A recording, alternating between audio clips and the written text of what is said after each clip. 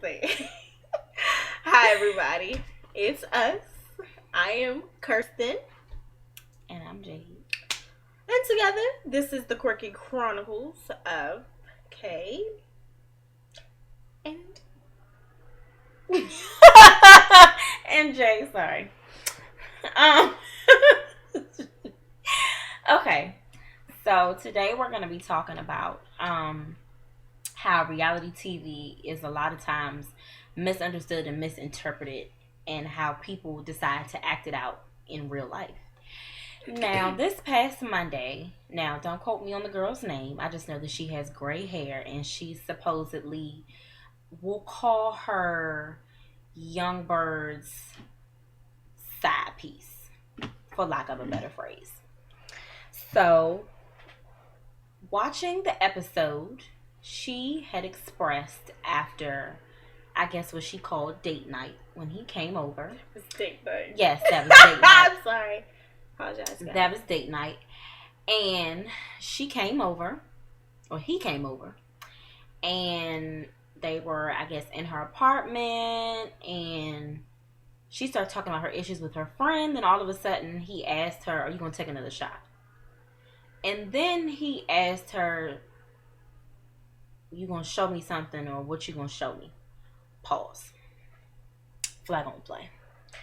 First of all, date night is not you coming over trying to get me drunk and then I start taking my clothes off. Date night is enjoying each other's company because we're dating. That is a pimp and hoe relationship. Okay, we're going to clock back in. So, I wouldn't say that's a pimp and hoe relationship, Jade. It's not a pimp and hoe relationship, guys. Because there's some people out here who ain't pimps and hoes that are doing that. You gotta think about the world we live in, girl. so that means everybody a pimp and everybody a hoe. No, don't. Continue. And by the way, her name is Hazel E. Hazel. Now we have a name with. I was looking on my phone. Sorry, guys. So we have now put a name to the side piece. So, in thinking about those things, and of course, after that, she took her clothes off, bent over, started, I guess, motioning or gyrating her lower end. You know, we're trying to keep it really classy here. Keep it cute, keep it classy. And then, of course, that followed with sex. And then she gets up the next morning trying to understand why he was not in the bed with her. And then he explains that he doesn't do cuddling. And then she later reveals that she's been led on and the back and forth thing has been going on for how many? Let's see, let's count them. 2, 3. How many? She said it was 8. 8 years. Okay. Flag on the play again. Now, there are different relationships. People do date for 10 years. Jay-Z and Beyonce. They've been together for 10 years. Long time to date, long time to get to know each other. But Jay-Z and Beyonce are multi-million billionaires with jobs out of this world. No one knew her name until she appeared on Love and Hip Hop Hollywood. Number 1. Number 2, Young Bird. And we'll move on. So, the question is, would you allow someone to lead you on, make a fool out of you, and disrespect you for 8 years, and then expect for them to be with you, or as we like to use in the Urban Dictionary, wife you? Let you take it away. Okay. So for her situation, I would say that it's a little weird, but from society's point, and I'm a sociology major, so I'm always gonna take it back to society for some weird reason. But the society that we live in is kind of like that's how it is now. Like girls will allow That's for not how it a guy. No, but I'm breaking it down how it is right now. A girl will allow a guy to lead her on for 8 years, and that 8 years will just seem like y'all start talking like yesterday, just because of the little progress that you guys are making. Now people, Convenience and comfortability. I guess, but now I feel like date for people don't date with a purpose. People don't date um to grow. They just date just to have somebody up under them at night. Um and they do it and they do it in like I don't know how to say this, like they're not very like, they don't do monogamy anymore. So it's like one person, Monogamy is a thing of the past. like one person, you can have girl or boy, male or female. That person that you're talking to could have a whole lot of other people that you're talking, a whole lot of other people that they're talking to also. And I mean, personally, I've grown to understand why it is that way. We're very young, therefore we have to keep our options open. However, I think if you let the person know what it is, then they shouldn't have a reason to, yeah, she kept a little hope that she could eventually move up to being the wifey.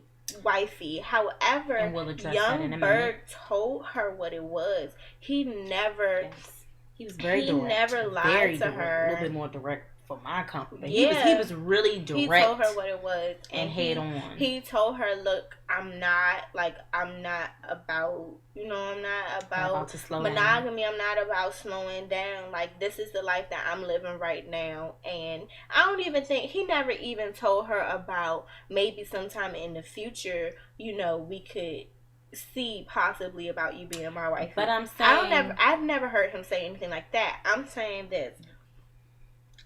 You choose, like my mama told me, a man will tell you everything that you want to know. It's up to you to hear him and to listen. He has told her everything that she needs to know. He's told her, literally, period, point blank, that's not the life I'm living. I'm about the fast life. I'm about this paper and being with different women. I'm not a one woman type of guy. He's told her that flat out, and she for 8 years continued to be, and I'm not even going to call it strung along, because he's telling you what it is. You as a woman, you just don't want to listen, and that's why I'm like, I don't feel for her in a sense, because it's like, you got to wise up. Mm-hmm. Like, he's telling you point blank period, no, I do not want anything exclusive with you. Now, keep in mind, I'm all about monogamy. If I'm talking to somebody, I'm talking to just them. I can't, and I expect for that person to be talking to just me. I cannot do, I can't do one relationship and then I can't do all the weight game. I can't have you talking to all these other girls and then me sitting and waiting around like, oh, well, excuse me, maybe one day he'll choose me. No, because that's not the way my life is set up. I date for a purpose. I date to develop something. And I just feel like for her, that's 8 years wasted that she could have easily spent on her career. She could have easily spent on someone else. She could have easily spent on herself. She could have spent on so many different other things, but yet she chose to chase after this one man for 8 years who she said that she was not chasing after. And I feel like that ties a lot into our generation and how a lot of girls are putting their everything into one guy who has flat out told them, and not even, actions speak louder than words, who have showed them that you're not the only one and you will continue to not be the only one for as long as I feel like. And you guys give them, they can do it. You give them the go to do that. And I'm like, this man he's not treating you like you're supposed to be treated, and you allow that. So don't be crying a river when he's sitting there mistreating you, and he's told you 1,000 times, baby girl, this monogamy thing ain't for me. Like, I'm about these streets, I'm about this paper. Um, I'd like to introduce. and yeah, so that's my thought on it. I'm going to start with a quote. Okay, wait.